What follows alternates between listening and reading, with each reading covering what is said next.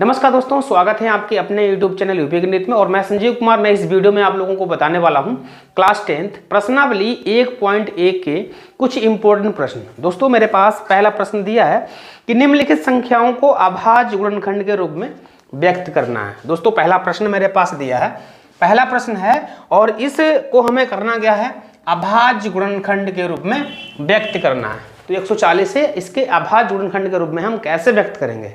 सबसे पहले क्या करना है, मुझे इस 140 के क्या करने हैं, गुणनखंड करने, फैक्टर कर लेने हैं। ठीक है, तो ये संख्या 2 से डिवाइड होने वाली है, तो मैं इसको 2 से डिवाइड कर रहा हूँ। 2 से हम यहाँ लिखेंगे और 2 का पारा पढ़ना है, इससे ज़्यादा ना हो। 2 7 14, 0 उतार लेंगे। इसी तरीके से फिर 2 से कटने वाला है, पता है, क्योंकि लास्ट में जब तक सम संख्या रहेगी वो संख्या 2 से डिवाइड हो जाती है। 2 से काटेंगे, 2 का पारा पढ़ना, 7 से ज़्यादा ना हो। 2 3 6, 1 बचा 10 हो जाएंगे, 2 5 10। इस तरीके से आप क्या कर सकते हैं, अभाज्य गुणनखंड निकाल सकते हैं। अब 5 से कटने वाला है, 5 7 35 और ये हो जाएगा 7 1 7। इस तरीके से इसके हमने गुणनखंड निकालने के बाद अब क्या करना है, 140 के मैंने गुणनखंड निकाले हुए हैं। 140 को हम क्या लिख सकते हैं, 2 × 2 × 5 × 7। तो यहाँ लिख सकते हैं 2 × 2 × 5 × 7। लेकिन जो संख्या इसमें एक देखो कितने प्रकार की संख्याएं हैं, 3 प्रकार की संख्याएं। देखो यहाँ 2, ये तो सेम संख्या है, तो सेम संख्या को हमें क्या करना है, पावर के रूप में लिख लेना। तो यहाँ 2 कितनी बार है, 2 बार, तो यहाँ खोपड़ी पर 2 लगा देंगे, गुणे 5 × 7। तो 140 के जो हमारे क्या हो जाएंगे, अभाज्य गुणनखंड हो जाएंगे। ठीक है, ये हमारे क्या हो जाएंगे, अभाज्य गुणनखंड हो जाएंगे।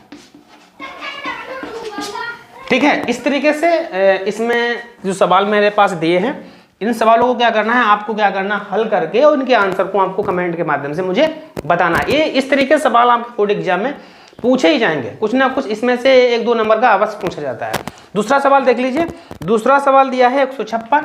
156 को आप लगा सकते हैं इसी तरीके से, आसानी से लगा सकते हैं ना। कैसे लगाएंगे, इसी तरीके से हम क्या करेंगे, इसके अभाज्य गुणनखंड निकालेंगे।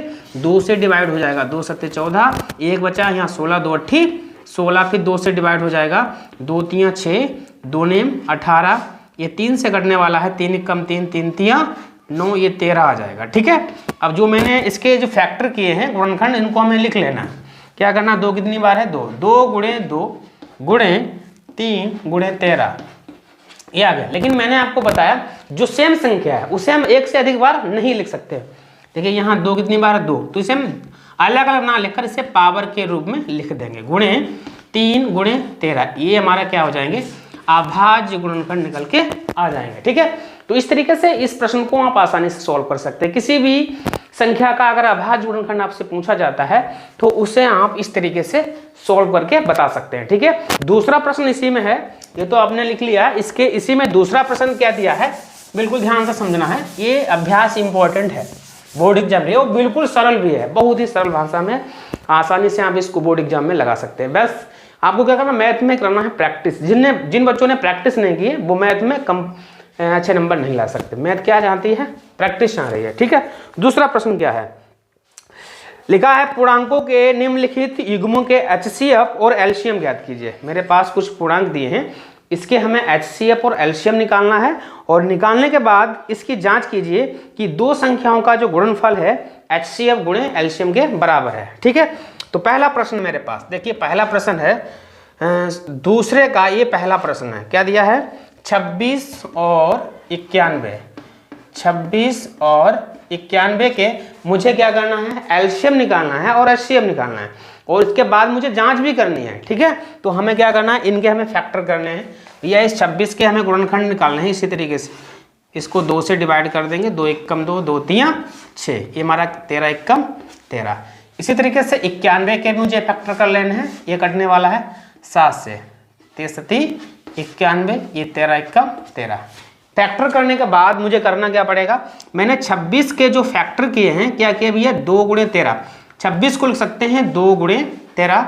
इसी तरीके से हमें 91 के जो फैक्टर किए हैं वो किए हैं 7 × 13। मुझे बच्चों क्या निकालना, सबसे पहले मुझे निकालना है HCF। मैंने HCF निकालना है, तो HCF में क्या करना है, HCF में क्या करना है, हमें वो संख्या ढूंढनी हो जो सबसे सभी में कॉमन हो, उभयनिष्ठ हो। देखिए ऐसी कोई संख्या है इन दोनों में मिलने वाली हो, ऐसी कोई संख्या है जो इन दोनों में मिलने वाली है। तो इसमें भी यह 13 है, इसमें भी 13 है, लेकिन इसमें 2 है, लेकिन इसमें 2 नहीं है। इसमें 7 है तो ऊपर वाले में 7 नहीं। हमें ऐसे संख्या चूज करनी है जो दोनों में मिलने वाली है। सेम सेम ये 13 यहाँ, ये 13 है, तो हमारा HCF बच्चों कितना हो जाएगा, ये 13 हो जाएगा। ठीक है, अब इसी में आपसे कह दीजिए एलसीएम ज्ञात कीजिए। तो एलसीएम में क्या करना होता है, सबसे पहले क्या करना है, एलसीएम अगर निकालना है तो हमें क्या करना है, सबसे पहले क्या करना है, जो हमारे पास कॉमन है उसे लिख लेना है। कॉमन बच्चों कितना था, 13, और जो कॉमन हमारे कॉमन किसे कहते हैं, दोनों संख्या में पाया जाता है, 13 यहाँ 13 है, इसको हमने लिख लिया। और लिखने के बाद क्या होता है, जो संख्या ऊपर मिले चाहे ना मिले, वो संख्याएं जो डिफरेंस होंगी उन सभी को लिख लेना। यहाँ 2 है, इसमें 2 नहीं, तब भी लिखना है। यहाँ 7 है, यहाँ ऊपर 7 नहीं, तो इसको भी लिख लेना। अब इनकी हमें मल्टीप्लाई कर देनी है। 2 सते 14 और गुणे 13, 14 की हम 13 से मल्टीप्लाई कर देंगे। कितने, 14 और 13 की इसकी मल्टीप्लाई कर देंगे तो बच्चों कितना आएगा, 13 और 14 की मल्टीप्लाई जब करेंगे तो आने वाला है 13 की, तो 182 आ गया।